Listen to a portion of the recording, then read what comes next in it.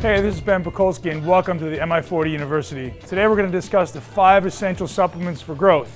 Everyone wants to get huge. Everyone always asks, what should I be taking? What is absolutely essential, whether it be that you're on a budget or you just want to make sure you're making the most of your time and your efforts. There's 5 things that everyone absolutely must be taking if they want to ensure growth. Number 1, branched chain amino acids. Absolutely essential for anyone who's training hard or anyone who's going to the gym, period. Remember, your body is always either growing or it's breaking down. It's either anabolic or it's catabolic. So it's absolutely essential that we always try to keep our body in an anabolic state if we're trying to accumulate muscle tissue. If you don't have a steady flow of branched chain amino acids or essential amino acids or some type of amino acids in your blood, your body has to pull those from somewhere. Your body always needs protein. Your body always needs aminos for detoxing, for repairing tissue. So it's going to pull it from somewhere if you're not giving it to it. By pulling it, I mean it's going to be breaking down your tissue. So always try to keep a steady supply of amino acids, branched chain amino acids, and some type of protein, one of the above, in your bloodstream at all times. So pre-workout, during workout, absolutely essential because those are the first amino acids your body's going to start to pull from. Branched chain amino acids like leucine, isoleucine, valine. Your body's going to start using those during training.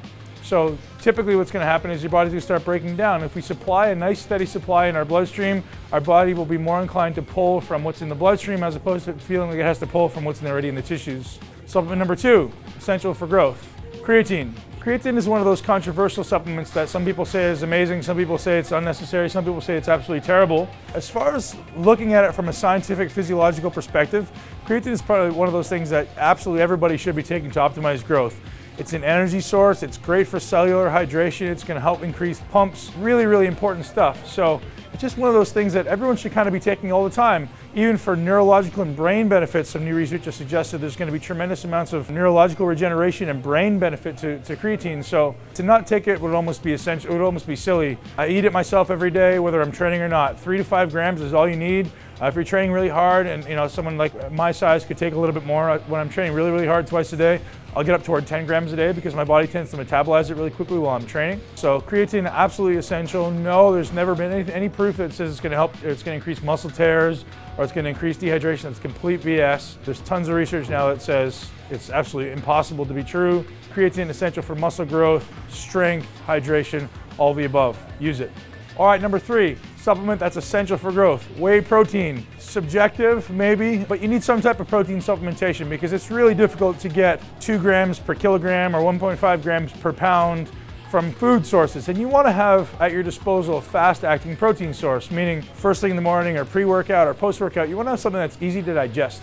You don't have to eat a big steak or a bunch of chicken or a bunch of fish pre and post-workout because it takes time to digest. It takes energy to digest that stuff. So ideally to have a source like whey protein or essential amino acids or some type of protein. You could rotate in some beef protein. I'm not a fan of casein protein. You could rotate in some vegetable proteins. Those are great as well. Rice protein, pea protein, those are amazing. But I suggest rotating your proteins. But the staple for most bodybuilders for growth, if you're not intolerant, you're not allergic, stick with whey a lot of the time. It's definitely superior bioavailability, it's definitely superior absorption. So whey protein isolate, whey protein hydrolysate, amazing. That's essential number 3.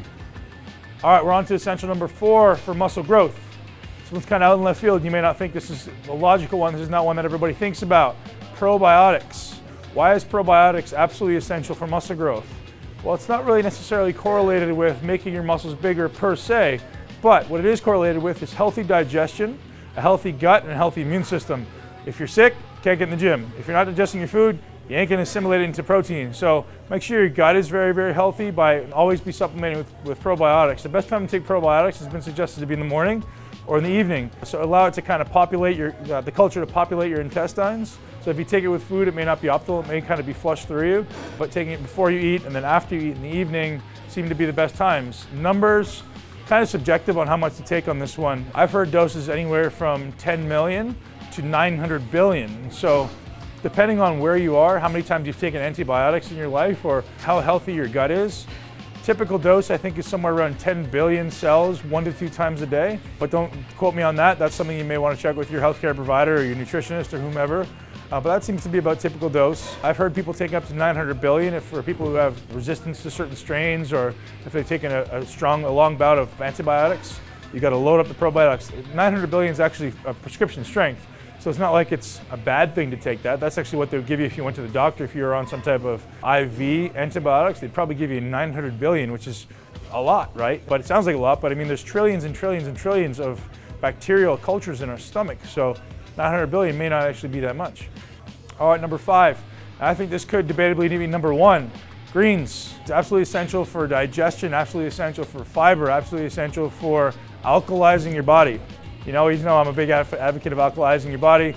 Why? If you're not alkaline, if you're acidic, chances are you're probably not going to be growing optimally. The only time you want to be acidic is during your workout. The whole process of acidosis can actually help growth, or can actually stimulate the growth process. But after the rest of the day, you want to make sure you're as alkaline as possible to make sure your body is synthesizing proteins, is healthy, has a healthy immune system. All these things are correlated with being alkaline. There's a bit of a debate there, but I can tell you definitively, if I'm not taking greens or lemon or some type of minerals to make my body more alkaline, I feel like I'm getting sick. I feel like I'm run down. I'm definitely not recovering as well. So I actually go as extreme to take greens 3 times a day when I'm training really hard. When I'm not training hard, it's just 1 to 2 times a day.